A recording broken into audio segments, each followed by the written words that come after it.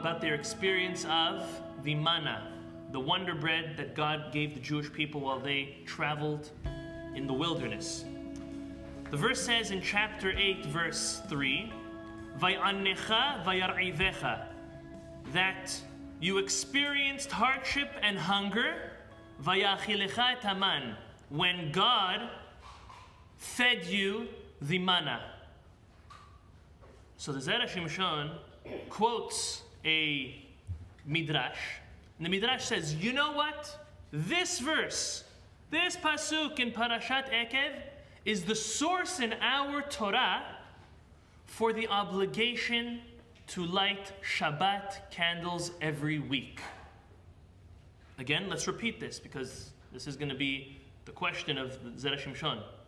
The fact that Moses mentions that it was hard and they were hungry when they ate the man, the Midrash says this is the verse, these are the words that we learn and we find the hint, the remez of Hadlakat Nerot Shabbat, of the lighting of the lights of Shabbat, the candle lighting of Shabbat, from here. Zera Shimshon says, what does one have to do with another? Man being hard and hungry, and Shabbat candles. What does one have to do with another? So listen to what he says.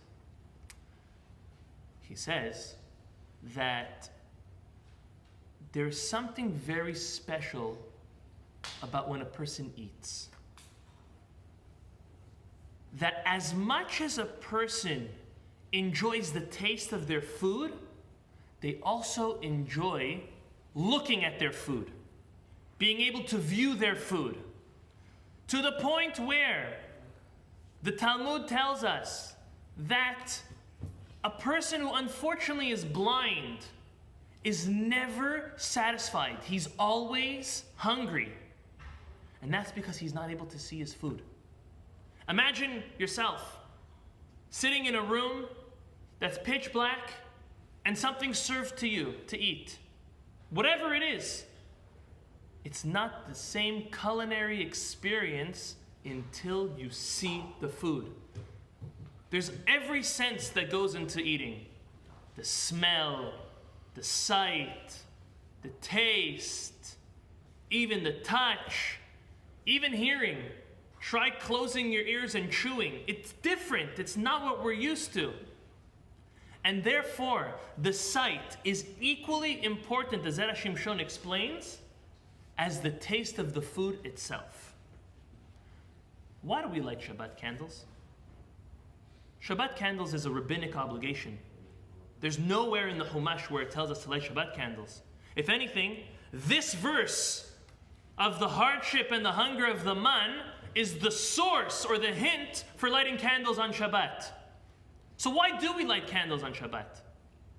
The Talmud says we light candles on Shabbat for shalom bayit, for peace in the home. The commentaries explain, so this way you don't trip on something, you don't bang into the wall, you don't bang into people. Can you imagine on a late Friday night after a long grumpy week, you're wobbling into your room and you trip on something and you fall through the wall? Or you run into one of your other family members? That's a big shalom bayit, right? No, it's not. So that's the reason why Shabbat candles are lit. But the Zera Shimshon takes it a step further. In halakha it's brought down that the candle lights that are lit for Shabbat should be ideally, specifically in the same room that the Shabbat meal is being eaten in. And if not in that room, at least from the dining room table, visible. But the point of the Shabbat candles, of course, is to illuminate the house for peace in the home. But more, he says it's in order to illuminate the meal, in order to see what you are eating, in order for you to fully enjoy the Shabbat food. Shabbat food always tastes better than the week. The same bread that's baked and cooked for Thursday is not going to taste the same if it's baked for Shabbat. The same dish, whether it's fish, whether it's chicken, meat, especially when it comes to shena, dafina, cholent, however you like to call it. It's not the same. Shabbat food has a special spice. It's like when your wife cooks for you or when you cook for your husband, it always tastes great, or we hope it does. It's because there's a special spice. It's called the spice of love. But Shabbat has an extra spice. It's the spice of Shabbat. It's something which is so special. It's something which adds to our oneg Shabbat, our complete enjoyment of Shabbat. But it's not only the taste of the food, the Zera Shimshon says. It's also being able to view, to see it. That is the ultimate culinary experience. To taste and see the good, delicious food that you are eating. It's a whole science. That's what chefs go and learn. It's not only how to cook something that tastes good, it's the presentation. A lot of things in life are all about presentation. And the Zera Shimshon here, he makes the connection. He says, you know how come we learn, the Midrash learns from this verse in the Torah that we have to light Shabbat candles on Shabbat is because the man was a hardship and hunger. What's so hard and what's so hard about the man? And what's so hungry? The man was the greatest food the world's ever seen. So great that Moses took a jar and kept some for generations. It was able to taste like anything you wanted. Imagine I gave you crackers or a pita or a wafer, as some of the Mefarshim explain, and you close your eyes and anything you want it to taste like, it tastes like. You can even open your eyes and it tastes like anything you want. But that's what's missing. You don't want to eat a wafer that tastes like ice cream. You don't want to eat a wafer that tastes like a steak. No. You want it big. You want it juicy. You want it crunchy. You want it the way that it's supposed to be. You don't even want it to taste like an apple. You want the density and the sight of the authentic food. So the Jewish people, when they were traveling for 40 years, they were always hungry. We see time and time again they're complaining for food. They're complaining for meat.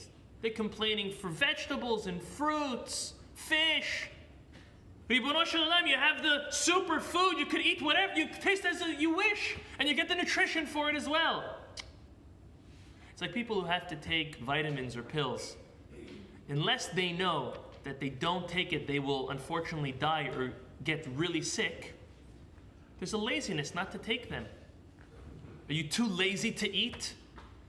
Yeah, if it's dull, bland food, you're maybe lazy to eat.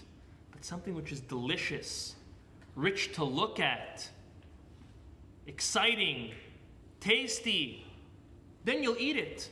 It's one of the greatest gifts God gave humanity, the world, was the appearance of food. So he says, because we learn this lesson from the man, that the Jewish people were always hungry and unsatisfied because they couldn't see the food that they were tasting. Therefore, in order to supply ourselves with the most enjoyable Shabbat and the most enjoyable Shabbat meal, not only is the food supposed to taste good and will taste good, but it also needs to be seen.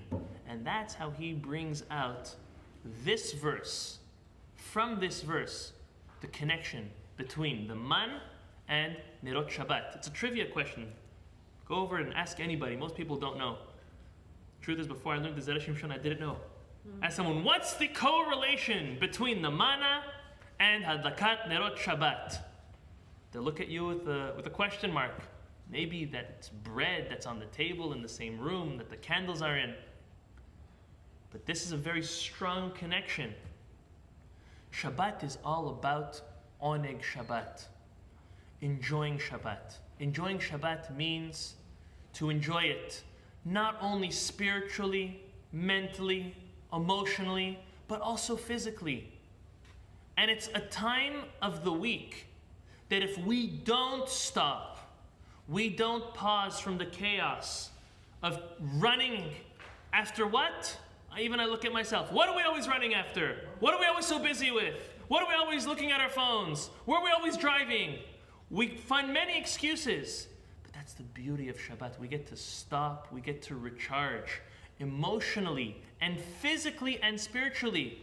We need it. It is important. The reason why God instituted it was so important back then. But in my opinion, it's even more important nowadays. It is so important to stop in order to get recharged. And part of that is creating a beautiful ambiance in the home. An ambiance which promotes happiness, tranquility, spending quality time with your family. If we didn't keep Shabbat, it'd just be like another night. Everyone would quickly eat and get back to your phones, or get back to work, or to watching TV. It's cheap. It's missing out on the greatest opportunity to build your family. The greatest way to build your family is through Shabbats. It's through the Shabbat meals.